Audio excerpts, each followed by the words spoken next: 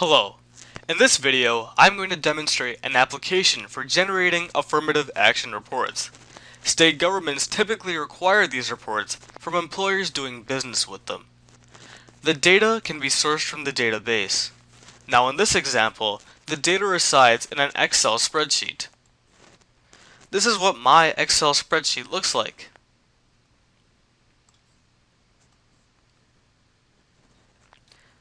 The idea is to execute this from the client machine with no server or database involved.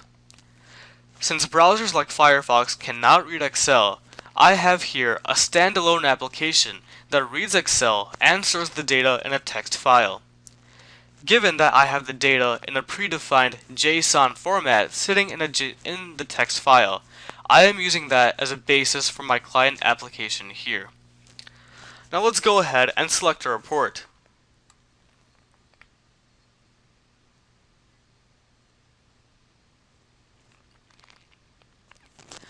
I'm going to select Applicants Tested.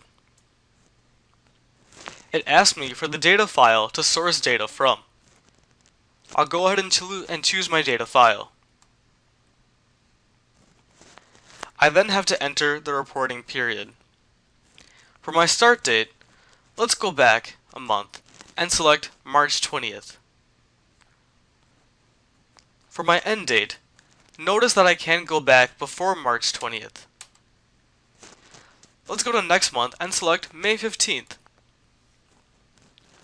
When I print the report out, I will need the employer information. But for now, let's hide employer because I need the extra real estate. I will touch upon all reports in just a little bit, but for now, when I hit preview, it will generate a table for me in the format needed by the state government. Here I have a complete report for applicants tested. Let's dig a little deeper. I see here that I have 5 professionals who work for the company. If I click 5, I can see the breakup of those 5 people. Let's go ahead and select another data point. I see here that the total number of Black or African American employees who work for the company is 4. And when I click 4, I can see the 4 individuals.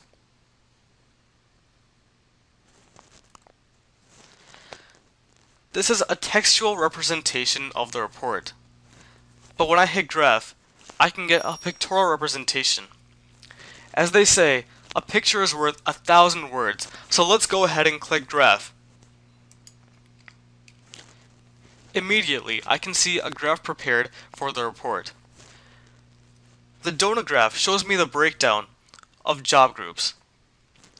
The bar chart shows me the breakdown of ethnicity and further divides it into male or female. Here I see that there are 20 minorities working for the company versus 6 non-minorities, disabled and non-disabled, and gender. If I want to hide the graph, all I have to do is go ahead and click graph. If I want the graphs to reappear, all I have to do is click graph.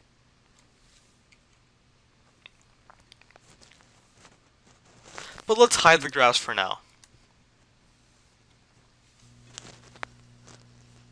This is just one of the many reports that you can generate using this application. Let's go ahead and select another report. I'm going to select New Report. Notice that the reporting period is saved from before, so I don't have to enter that again. I can go to the drop-down menu and select a new report type. This time, let's go with Employees Trained. Again, I select the data file to source the data from. In practice, you will need to send all the reports to the state government.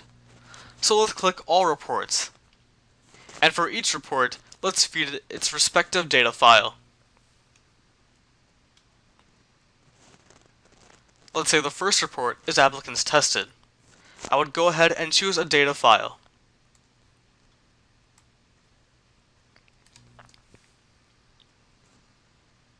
This time, let's select Employees Trained. I go ahead and choose its respective data file. Here I'll select Total Current Employees and choose the data file that goes with it. But let's say I'm in a hurry and I accidentally select the wrong data file. Here I'm going to deliberately select an incorrect data file. And let's see what happens. It immediately tells me that it's unable to read the data file. In other words, it validates the file format I give it, and it makes sure that I have the right data file.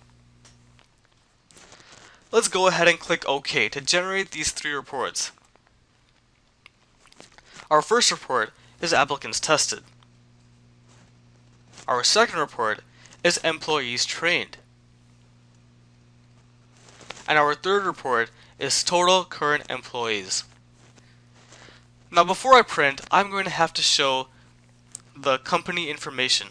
So let's go up here and select Show Employer. Notice that the reporting period is captured from what we entered earlier, so there's no need to enter that again. The date prepared defaults to the current day, or I can change it if I'd like. The name and address of the employer are static for a given employer, and therefore I don't have to change it. All I have to do is enter who prepared this report. Let's say Jason.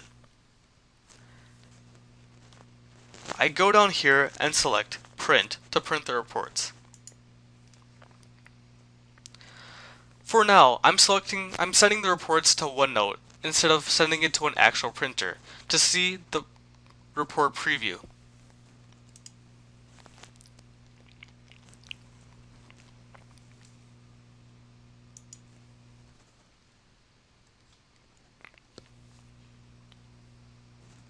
And voila! There you have 3 completed reports in the format needed by the state government.